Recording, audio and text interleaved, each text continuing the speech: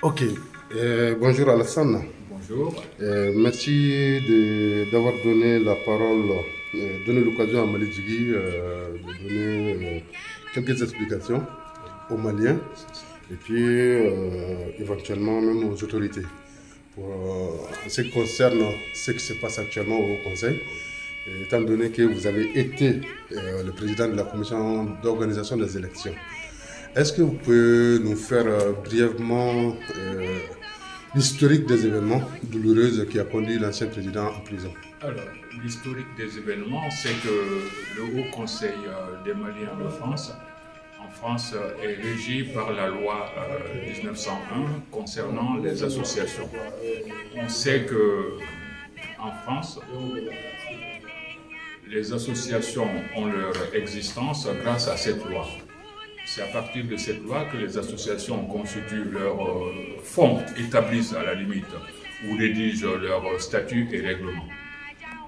Ce statut autorise du coup le Haut Conseil des Maliens de France à mettre en place un bureau qui est présidé par un président et aussi qui doit avoir comme structure ou colonne vertébrale l'Assemblée générale. Et quand le mandat du bureau est arrivé à terme le 19 mai 2024, il fallait procéder tout de suite à l'élection d'un président ou d'une présidente. Cette élection avait pour but de départager les candidats. Ce jour, le 30 juin 2024, en fait, n'était pas une assemblée générale élective parce que l'élection s'est passée uniquement pour départager les candidats. Donc, normalement, le processus était en deux étapes. Ça devrait être en deux étapes. Et malheureusement, de la compréhension du Haut Conseil des Maliens de l'extérieur à Bamako, ce jour 30 juin devait être une assemblée générale élective. Ce qui n'est pas le cas parce que ce Haut Conseil national autorise tous les démembrements à se conformer aux lois du pays d'accueil. Les lois du pays d'accueil, notamment celles de France, permettent à la structure de départager en cas où il n'y a pas de consensus tout de suite pour avoir un seul candidat. Cette loi autorise le bureau à organiser un vote pour départager les candidats. Donc ce jour de 30 juin, c'est Mme Dramé qui est arrivée en tête, avec 34% des voix. Il y a 34, mais bon, on va dire avec 34% des voix. Donc elle est arrivée en tête. Et elle n'était pas seule, il y avait 4 autres candidats qui étaient sur la liste, parce qu'en tout, il y avait 5 candidats. À partir du moment où elle est arrivée en tête, de facto, on devait aller tout de suite vers une assemblée générale élective. Donc la majorité qu'elle a eue n'était pas absolue mais relative. Elle a eu une majorité relative et de surcroît, ce n'était pas une élection de liste, c'était une élection uninominale, c'est-à-dire un candidat. Le 30 juin, aucun candidat n'avait une liste de bureaux établie pouvant former le nouveau bureau. Donc est-ce que l'erreur ne vient pas de là? L'erreur certainement est venue de là, de bonne foi, à Bamako, parce que l'élection a eu lieu le 30 juin. Le 9 juillet, le président national, M. Habib Silla, a établi de facto une attestation de reconnaissance de Mme Dramé et de son bureau. Ah, d'accord. Et de son bureau. D'accord. Quand la commission a pris connaissance de cette attestation, les candidats d'abord n'étaient pas d'accord parce que dans un souci d'inclusivité et de cohésion sociale de notre communauté, pour moi, en tout cas président de la commission électorale, on n'était pas dans un jeu de parti politique. Le Haut Conseil, c'est une fêtière nationale qui, à la limite, est là pour rassembler les Maliens. C'est-à-dire la personne qui arrive en tête dans un cadre associatif de la société civile a besoin des autres aussi pour fonctionner. Parce que sur les 700 et quelques associations qui ont pris part, les délégués ont pris part au vote, on ne pouvait pas dire une seule personne va gérer tout. Les autres candidats ont Que leur place. prévoient les textes du Haut Conseil des Maliens de France en cas d'élection ou en cas de litige ou en cas de contestation ou en cas de... Voilà, que prévoient les textes? Alors, les textes prévoient le consensus. Ouais. Dans des situations pareilles, les textes prévoient le consensus. Et par rapport à ce consensus, ce qui avait été demandé, parce que dès le lendemain du 30 juin, moi j'ai demandé à Mme Dalla Dramé une rencontre avec le président sortant, M. Demba Diabira, pour qu'on se mette ensemble et discuter des modalités de la mise en place du bureau lors de la prochaine Assemblée générale élective. Tout simplement parce que le scrutin, comme on dit, le jour du vote, le 30, que le scrutin soit majoritaire ou pas, elle est arrivée en tête avec 34%. Et cela n'a pas été contesté? Cela n'a pas été contesté. D'ailleurs, certains candidats ont félicité. Mais aussi, dans ma conception, et encore une fois, je le dis, dans un cadre associatif, le Haut Conseil est une fédération d'associations. On ne peut pas dire, on ne peut pas trouver dans ce Haut Conseil dire qu'il y a des candidats malheureux ou des mauvais perdants. Non. Les candidats ont des associations qui leur apportent le secours. Ils sont tous là par rapport à une cause, notamment servir notre pays. Donc pour moi, le fait même que le président Habib Sylla s'engouffre dans cette appellation de candidat malheureux ou de mauvais perdant, franchement, moi je trouve que c'est pas... Ça va à l'encontre de l'esprit même de la culture ou pas? Effectivement, à l'encontre de l'esprit d'inclusivité et de cohésion de notre zone et de notre communauté. Okay. Donc, Mme Dalla Dramé devait se mettre autour de la table avec les autres candidats et en fonction des suffrages obtenus, proposer un bureau consensuel à la communauté. Mais certains de son entourage, Abdallah, ont fait de communication en disant qu'ils sont venus vers les autres candidats, mais qu'il n'y a pas eu de consensus possible. Qu'en dites-vous? Êtes-vous au courant de ça? De ce que j'ai entendu. Dans un premier temps, quand Mme Dalla Dramé a eu l'attestation de monsieur le président Habib Sylla, elle a demandé aux autres candidats de lui envoyer le nom de 5 personnes. Comment voulez-vous que celui qui a eu 1% ait 5 candidats, celui qui a eu 29% ait 5 candidats? Donc, ils ont dû, les autres candidats ont dit non, ça c'est pas possible, on ne va pas accepter ça. Et à partir de ce moment, moi-même, en tant que président de la commission électorale, j'ai fait une lettre, un courrier à M. Habib Sylla, le président du Haut Conseil des Maliens de l'extérieur, comme quoi son attestation du 9 juin est pratiquement illégale. D'accord. C'est cette attestation. A-t-il répondu? Il n'a jamais répondu à ce courrier. En revanche, il a envoyé M. Hamidou Traoré, membre du CNT, pour venir discuter avec le bureau. Nous avons reçu M. Hamidou Traoré au siège de son association. Je rappelle, lui, il est au CNT au nom de la diaspora. Il est au CNT au nom de la diaspora. Et quand on a reçu, et quand M. Hamidou Traoré nous a reçus au siège de son association dans le 19e arrondissement, rue Buffa, je crois, Gaston Buffa, si je ne m'abuse, on a fait l'état des lieux par rapport à la situation. Lui-même, il reconnaît effectivement que Dalla ne devrait pas proposer ou composer un bureau de la sorte.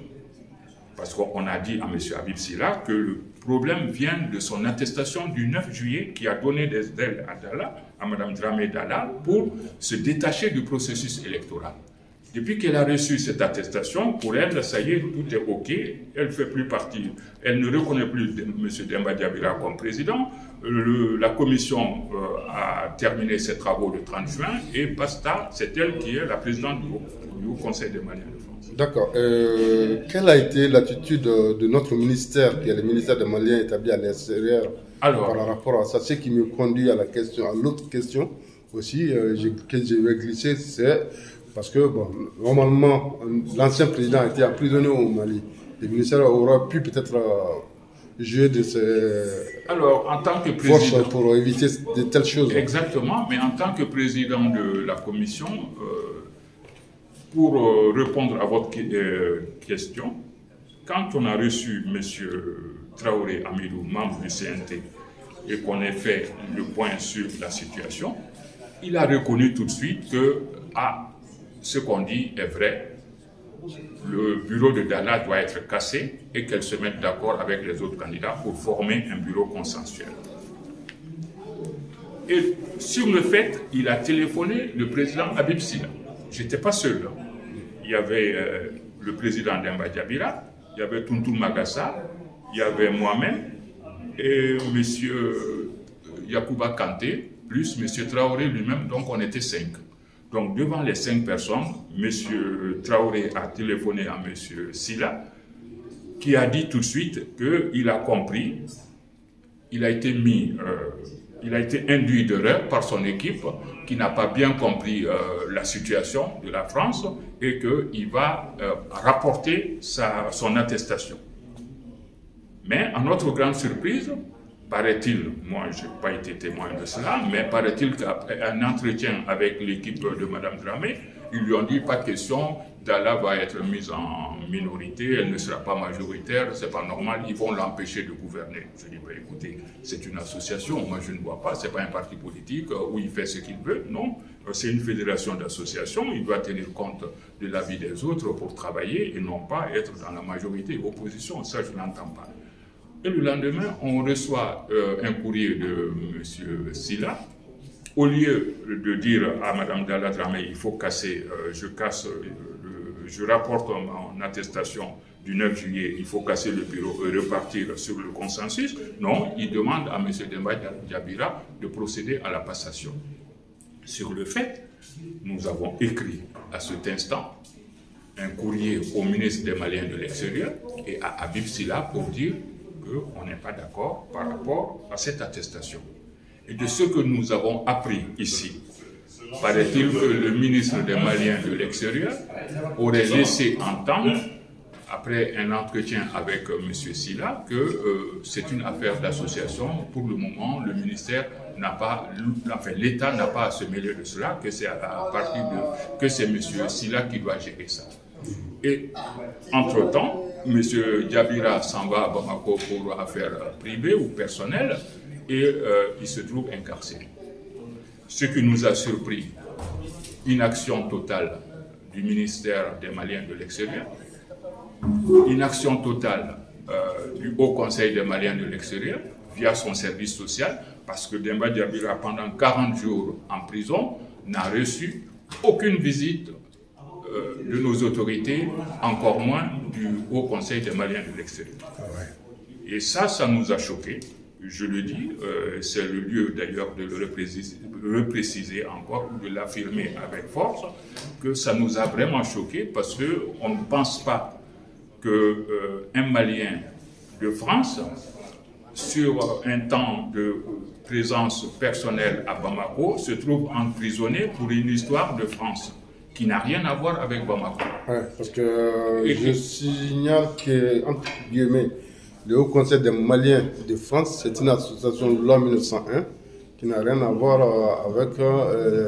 Exactement. À part le fait que c'est un démembrement du Haut Conseil des Maliens établi à l'extérieur. C'est un démembrement des Maliens établis à l'extérieur qui existe en fonction des spécificités régissant les associations qui sont sur le sol français. Ouais. C'est ça le Haut Conseil. Qui sont régis par la loi française. La loi française de 1900 et ce qui est même reconnu dans les textes du Haut Conseil des Maliens, le démembrement pays doit tenir compte des lois régissant les associations et en tenir compte pour toute fin pertinente. C'est ce qui est, grosso modo, c'est ce qui est là. Et là, on n'a pas compris, donc du coup, qu'est-ce qui s'est passé? Parce que le camp de Dalla, qu'est-ce qu'on entend? Ah oui, mais il y a eu des activistes qui sont à Paris, qui ont été arrêtés à Bamako, certes.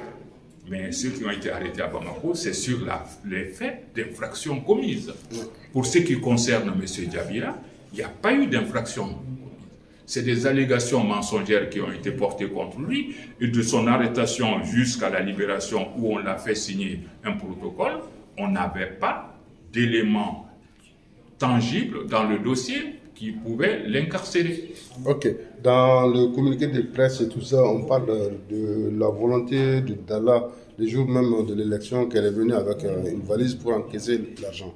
Bon, dans les cotisations des associations membres, voilà, qui l'ont élu ces jours-là, ou qui ont participé à l'élection, on va dire. Oui. Parce que je rappelle de passage que aucune association ne peut prendre part au vote si tu n'es pas à jour de tes cotisations.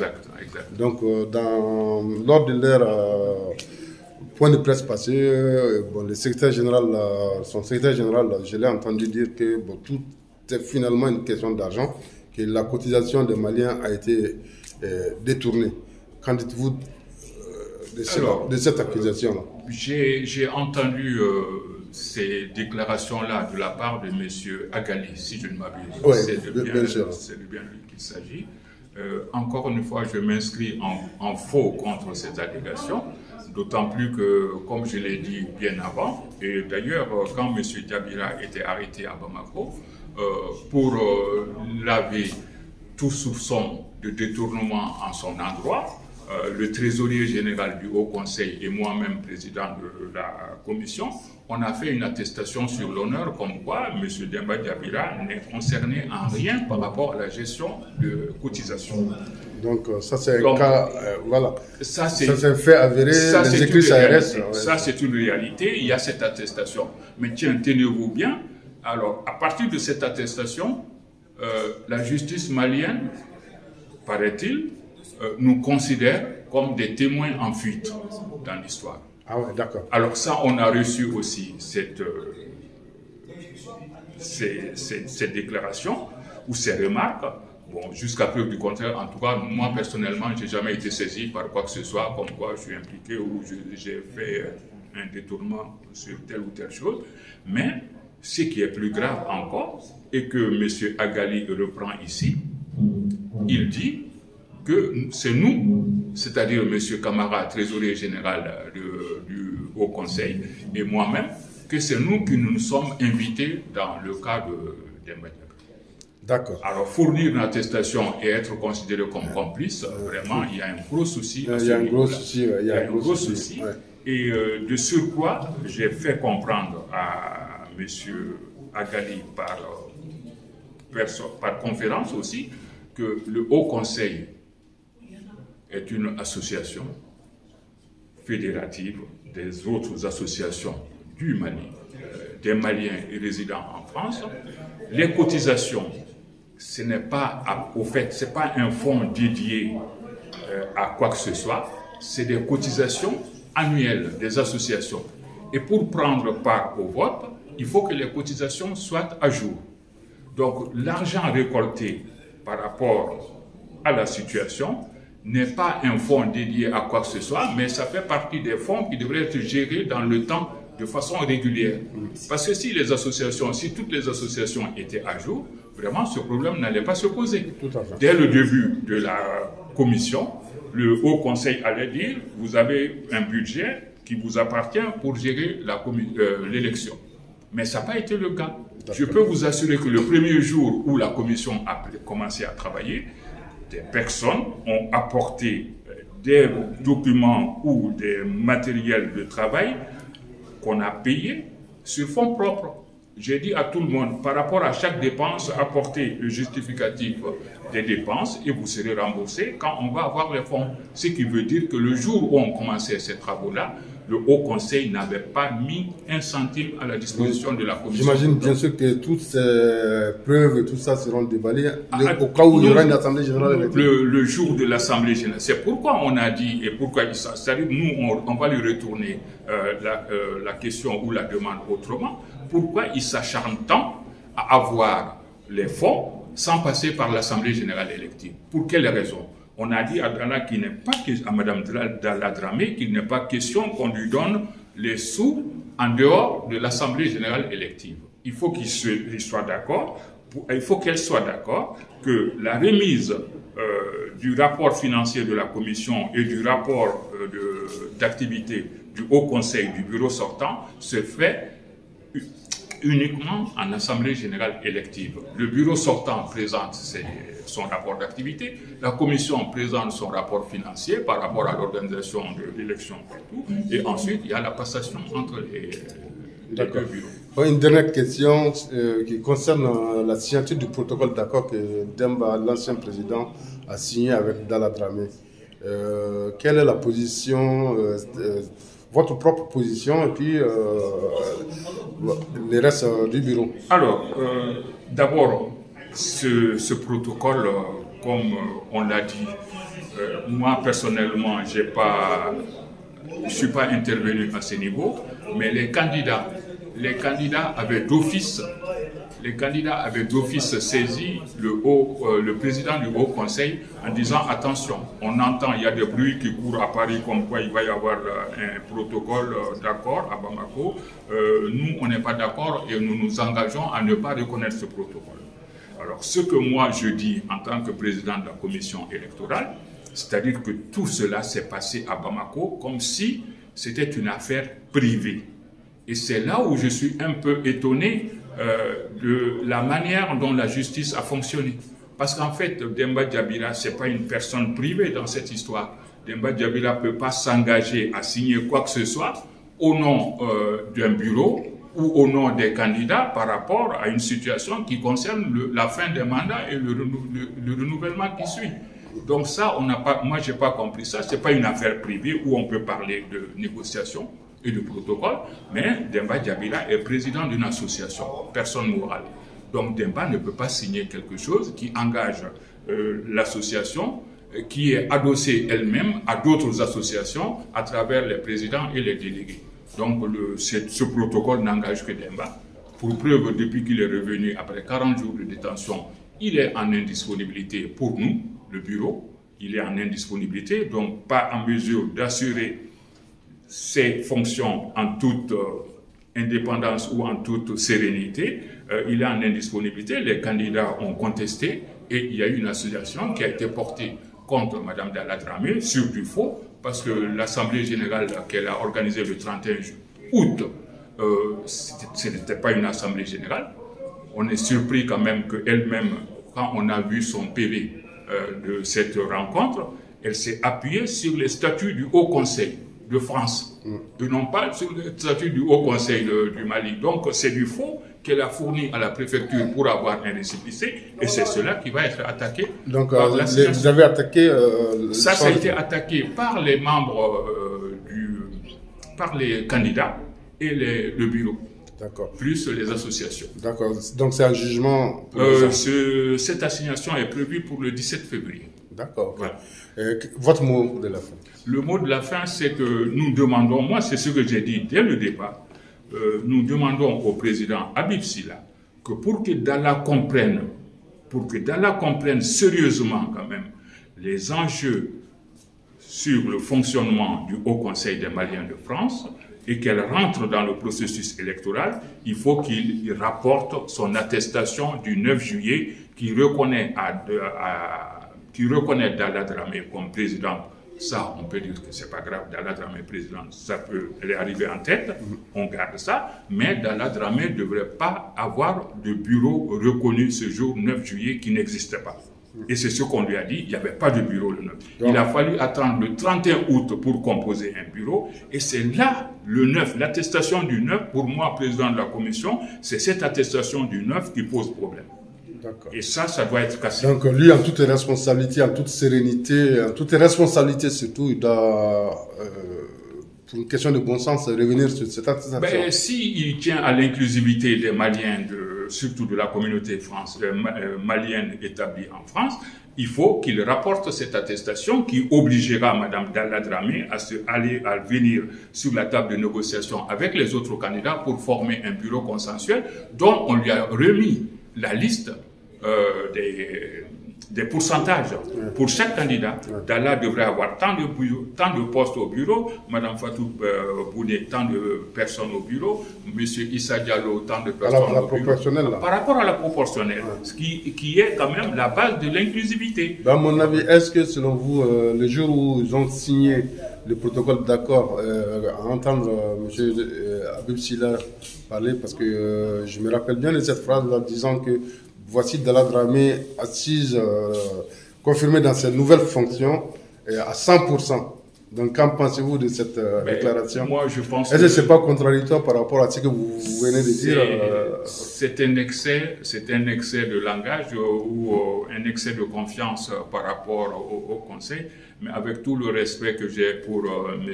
Habib Sylla, il faut que je lui dise quand même de ma place de président de la commission et surtout de petit frère ou de neveu, que franchement, ce jour-là, j'ai trouvé qu'il est vraiment sorti de sa place de président de tous les Maliens de l'extérieur, parce que encore une fois, Mme Dalla Dramé, qui n'avait même pas eu la majorité absolue, pour moi, devait être présidente des Maliens à 34% d'abord. Déjà, tout simplement avec ces 34% de suffrage, suivi des autres membres, et qui se mettent d'accord au nom du Mali pour présenter un bureau consensuel à notre communauté. Ok, M. Keita, nous vous remercions vraiment de nous avoir accordé ce temps-là. Merci. Merci à votre Merci pour la communauté malienne de France. Merci pour la cohésion. Merci beaucoup au service du Mali et de la communauté. Encore, avant de terminer, juste pour dire aussi aux autorités que dans le Haut Conseil, contrairement aux allégations portées contre le Haut Conseil, le bureau sortant, personne n'est contre la transition. Personne. Nous avons tous, moi-même j'ai été délégué de France aux Assises nationales, donc il n'y avait aucun souci. Merci beaucoup. Merci.